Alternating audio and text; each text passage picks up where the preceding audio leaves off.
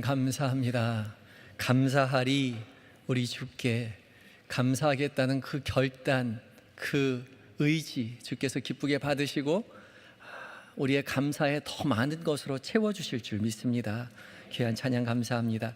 우리 옆 사람 향해서 이렇게 인사하겠습니다. 받은 복을 세어봅시다. 받은 복은 세어봅시다.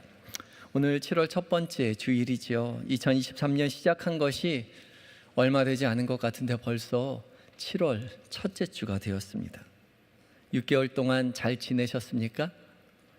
예, 아멘입니까? 아멘입니다. 연초에 세운 계획들 잘 이루어가고 계신지 모르겠습니다. 잠언 16장 9절에 말씀하시기를 사람이 마음으로 자기의 길을 계획할지라도 그의 걸음을 인도하시는 자는 여호와시니라 말씀하셨습니다.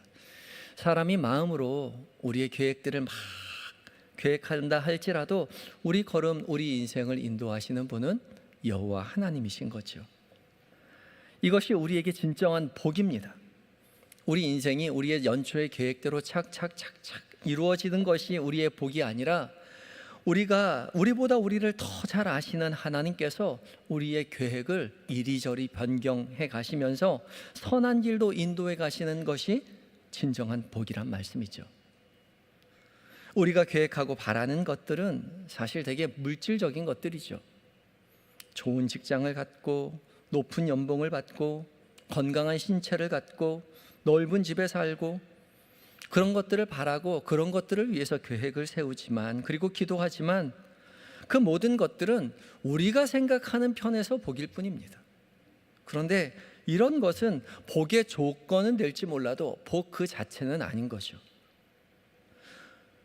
오히려 하나님께서는 이런 사람들을 복 있는 사람이라고 말하지 않습니다. 하나님은 가난한 사람이 복이 있다 말씀하시죠. 애통하는 자가 복이 있다 말씀하십니다. 의에 줄이고 목마른 자가 복이 있다라고 이야기하시고요, 온유한 자가 복이 있다고 말씀하시고요, 긍휼히 여기는 자가 복이 있다, 마음이 청결한 자가 복이 있다, 화평케 하는 자가 복이 있다, 의를 위하여 박해를 받는 자들이 복이 있다 말씀하시는 거죠. 우리 이런 것들을 계획하고 기도하는 사람은 아무도 없지요. 하나님께서 우리에게 베푸시는 복은요, 우리가 생각하는 것, 우리가 계획하는 것, 우리가 바라는 것과는 전혀 다르죠. 너무나 거리가 멉니다. 그래서 하나님께서는요, 우리의 인생 가운데 개입하셔서 우리의 계획대로가 아닌 하나님의 선하신 계획대로 우리의 삶을 인도해 가시는 거죠. 때론 사업이 안 되기도 하고요, 그래서 가난하게 되기도 하고요, 때론 애통해하며 눈물을 흘리며 밤을 지새우기도 하고요, 때론 핍박을 당해서 억울해하기도 하지만 주님은 우리의 삶 가운데 찾아오셔서 네가 걷고 있는 이 길 내가 인도하는 길이고 이 길을 걷는 네가 복된 자라고 말씀하시는 것입니다. 이 시선이 우리에게 있어야 합니다. 우리가 세상을 살아가면서 세상이 요구하는, 세상이 바라는 그러한 복을 찾아서 계획하고 걸어가는 것이 아니라 주께서 바라시는 그 복을, 그 길을 기뻐하며 걸어가야 한다는 것이죠. 그래서 우리의 계획대로 우리의 인생이 걸어지지 않을 때 우리의 인생의 갈림길에서 우리의 계획을 변경시켜서 다른 길로 우리의 손을 잡아 인도하시는 주님의 손길을 발견하고 주 앞에 감사하실 수 있는 모든 인생이 되시기를 예수님의 이름으로 축복합니다. 참 너무나도 바쁘게 살아온 6개월 동안 우리가 무엇을 이루었나, 무엇을 얻었나 계산해 보는 것보다 6개월 동안 하나님께서 우리의 인생을 어떻게 인도해 주셨나 돌아보아야 할 것입니다. 우리의 계획된 대로 이루어지지 않는 그 자리요, 그 자리 하나님께서 어떻게 이끌어가고 계셨나를 돌아보는 것이 성도의 바른 자세인 거죠. 오늘 설교의 제목이 무엇입니까? 저를 보지 마시고 주보를 보세요. 오늘 설교의 제목이 뭐죠? 절반의 감사요. 절반의 감사는 절반만 감사하자는 것이 아니라 절반을 살아온 한 해의 중턱에 서서 절반을 살게 하신 하나님, 절반의 삶을 인도하신 하나님 앞에 감사하자는 말이죠. 한 해의 절반을 살아온 시점에서 그저 그냥 무턱대고 나머지 6개월을 내돌릴 것이 아니라 한 해의 중턱에 잠시 멈춰서서 숨을 고르고 우리가 지나온 6개월 동안 하나님께서 우리의 삶을 어떻게 인도하셨나, 우리의 계획대로가 아닌 하나님의 계획대로 하나님께서 우리의 삶을 어떻게 이끌어 오셨나를 되돌아볼 때 비로소 살아갈 나머지 6개월을 기대하며 살아갈 수 있는 것이죠. 오늘 구약의 본문인 이제 77절이요. 오늘 구약의 본문은 77절에 대해서 말하고 있는데 이 77절 또한 한 해의 중턱에 서서 하나님께 감사하는 절기입니다. 첫 열매를 거두었을 때에 하나님 앞에 나아가 첫 열매를 거두게 해 주신 하나님 앞에 감사하는 거죠. 이 77절이 나중에 맥주 감사 주일이 되어서 우리는 이제 맥주 감사 주일이라고 지내지만 사실 보리 농사도 안 짓는데 우리한테 무슨 맥주 감사 주일이 필요하냐 말하죠. 물론 이 맥주는 잘못된 한국어 번역입니다. 맥주가 아니라 밀을 추수하는 것을 감사하는 것이죠. 첫 번째 밀 추수를 거두고 7주에 7번, 77은 49일이 지난 이후에 하나님 앞에 나아가 감사하는 절기가 77절인 것이고 이것이 변화되어서 맥추절이 되었습니다. 보리냐 밀이냐가 중요한 것이 아니라 한 해의 중턱에 서서 이스라엘을 인도하신 하나님 앞에 감사했다는 것이 중요한 것이죠.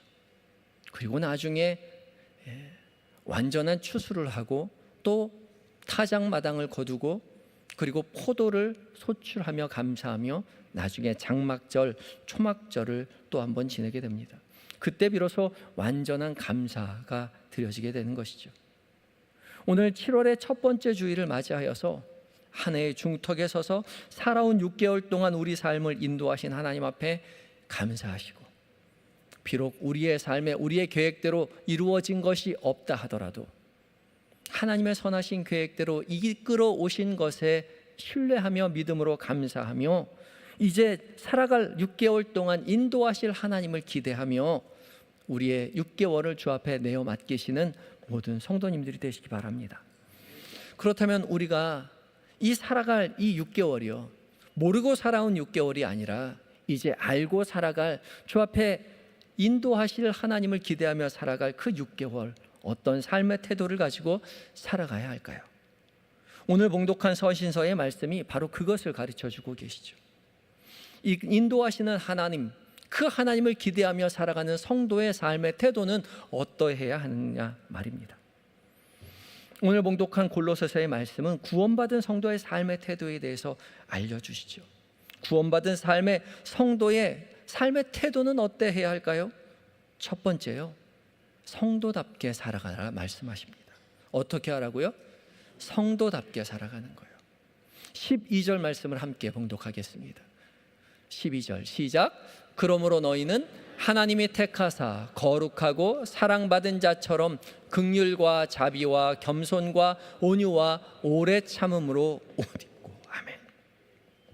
옷 입으라 말씀하시죠. 이 옷이요, 이 옷이라는 것은 1차적으로 몸을 보호하거나 몸을 치장하기 위한 수단이기도 하지만 나아가서 그 사람의 신분과 지위를 나타내는 상징이 되기도 하죠. 그 사람의 옷을 보면 그 사람이 어떤 사람인지 알게 되는 겁니다. 특별히 과거에는 그 사람의 옷을 보고서 그 사람이 어떤 신분의 사람인지를 깨달았죠. 파악할 수 있었습니다. 왕은 왕의 옷을 입어야 했고요, 귀족은 귀족의 옷을 입어야 했고요, 서민은 서민의 옷을 입어야 했고 종은 종의 옷을 입어야만 했습니다. 다른 옷은 입을 수가 없었습니다. 그래서 그 사람이 입은 옷만 봐도 그 사람이 어떤 신분의 사람인지 대번 알 수 있었던 거죠. 하나님은 우리에게 성도의 신분에 걸맞는 옷을 입으라고 말합니다. 그래서 멀리서 딱 봐도, 멀리서 척 보면 아, 저 사람 예수 믿는 사람이로구나, 아, 저 사람 하나님의 백성이로구나 척 보면 알 수 있도록 성도에 걸맞는 옷을 입으라 말씀하시는 겁니다. 그러면 성도에 걸맞는 옷, 성도의 신분에 맞는 옷이 무엇입니까? 12절 말씀 다시 한번 읽어볼까요? 시작. 그러므로 너희는 하나님이 택하사 거룩하고 사랑받은 자처럼 긍휼과 자비와 겸손과 온유와 오래 참음으로 옷 입고. 아멘. 성도의 신분에 걸맞는 옷이 어떤 옷이라고요? 긍휼과, 다시 보여주세요. 긍휼과 자비와 겸손과 온유와 오래 참음으로 옷 입는 거예요. 사랑하는 성도 여러분, 여러분은 성도의 신분에 걸맞는 옷을 입고 계십니까?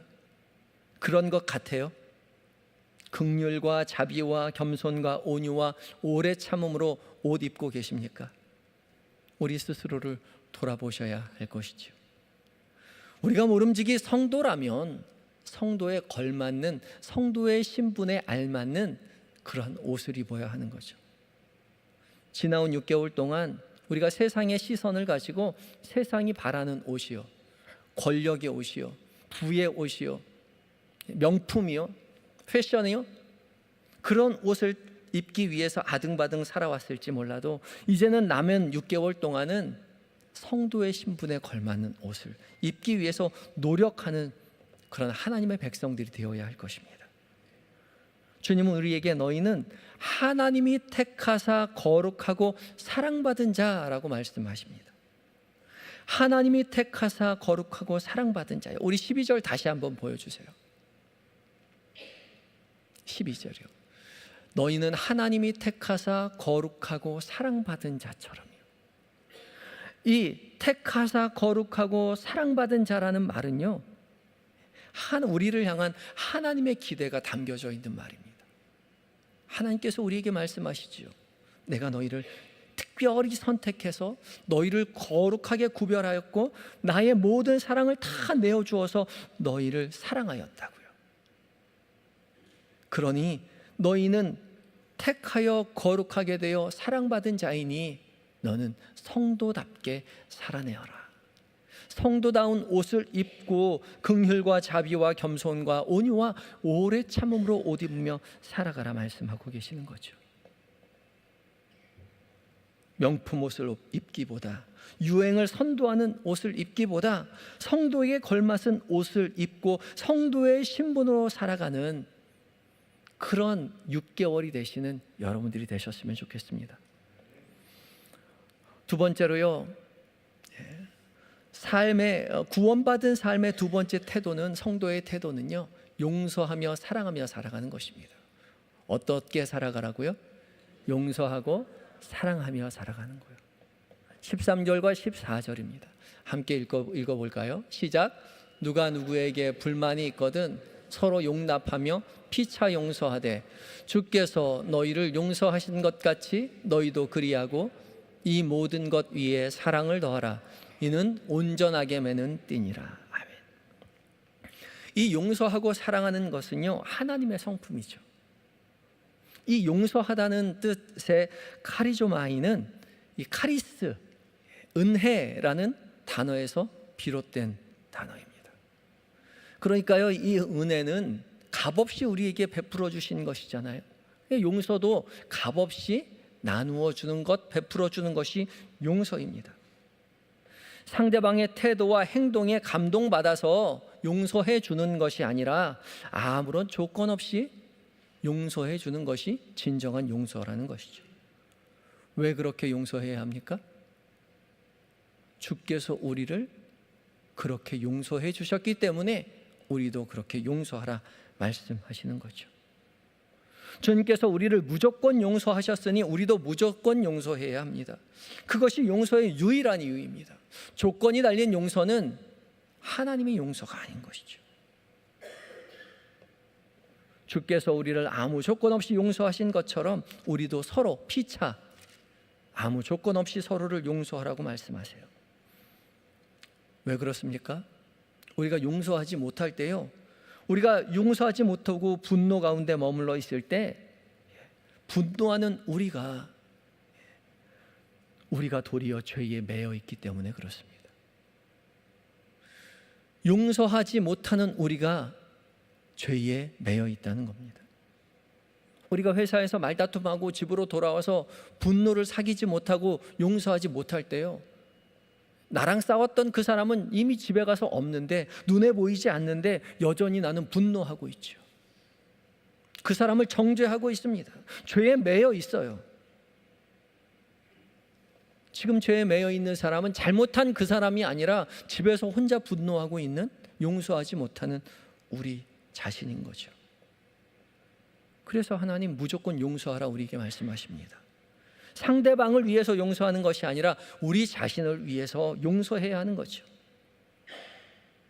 그래서 상대방과 상관없이 주께서 우리를 무조건 용서하신 것처럼 우리도 무조건 용서하기 위하여 애쓰고 기도하며 노력하며 용서하시는 성도다운 삶을 살아가시는 여러분들이 되셔야 할 것입니다. 또 주님은 우리에게 사랑하라 말씀하시죠. 사랑은 그저 사랑이 아니라 온전하게 매는 띠라 말씀하시죠. 사랑은 온전하게 매는 띠입니다. 띠가 무엇입니까? 허리띠를 말합니다. 이스라엘의 옷은 길게 늘어뜨려서 망토같이 입는 옷이었습니다. 그래서 띠를 매지 않으면 제대로 옷으로 입을 수가 없었습니다. 옷이 흘러내려서 제대로 생활하기 힘들었죠. 그래서 옷을 입은 다음엔 항상 띠를 메었습니다. 하나님께서 우리에게 모든 일을 사랑으로 묶어가며 살아가라고 말씀하시죠. 모든 것을 믿음 가운데 살아가지만 사랑의 띠를 메어야 온전해진다 말씀하시죠. 왜냐하면 사랑이야말로 하나님의 대표적인 성품이기 때문에 그렇습니다. 요한일서 4장 7절과 8절을 통해서 우리에게 이렇게 말씀하십니다. 함께 읽어볼까요? 사랑하는 자들아, 우리가 서로 사랑하자. 사랑은 하나님께 속한 것이니 사랑하는 자마다 하나님으로부터 나서 하나님을 알고 사랑하지 아니하는 자는 하나님을 알지 못하나니 이는 하나님은 사랑이십니다. 우리가 서로 사랑해야 하는 이유는 하나님이 사랑이시기 때문입니다. 하나님은 사랑이세요. 하나님의 성품이 사랑으로 충만하시다는 거죠. 사랑이신 하나님이 사랑하기 위해 우리를 창조하셨고 우리를 사랑하셔서 우리를 위해 죽어주셨고 사랑으로 우리를 구원해 주셨습니다. 그래서 우리가 성도라면 사랑받은 그 사랑 그대로 서로 사랑하며 살아가야 하는 것이죠. 하나님이 우리를 무조건 사랑하신 것처럼 우리도 서로를 사랑하고 하나님을 사랑하고 내 이웃을 내 몸과 같이 사랑하며 살아가라 주님 말씀하십니다.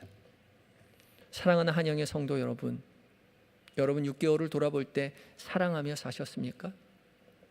우리가 사랑하며 사셨다면 성도답게 살아갈 것입니다. 성도라면 성도답게 사랑하며 살아가야 할 것입니다. 미처 신경 쓰지 못했더라면 이제 살아갈 6개월 동안 더욱 사랑하며 살아가시기 바랍니다. 하나님을 사랑하고 이웃을 사랑하며 모든 것 위에 사랑의 띠를 묶어가며 하루하루 살아가시기 바랍니다.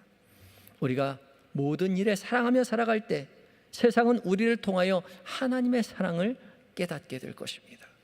우리의 삶을 통하여 하나님의 살아계심을 고백하게 될 것입니다.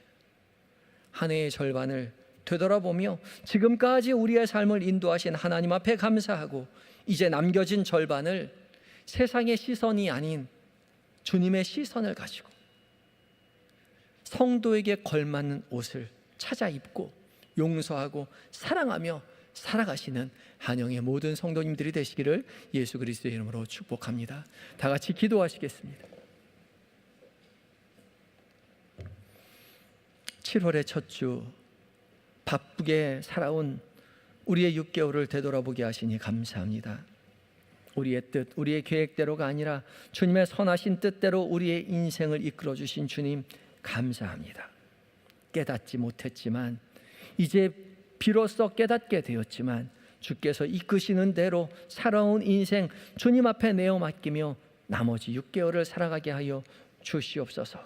주께서 우리에게 당부하신 것처럼 택하사 거룩하고 사랑받은 자로 하나님 살아가게 하여 주시옵시고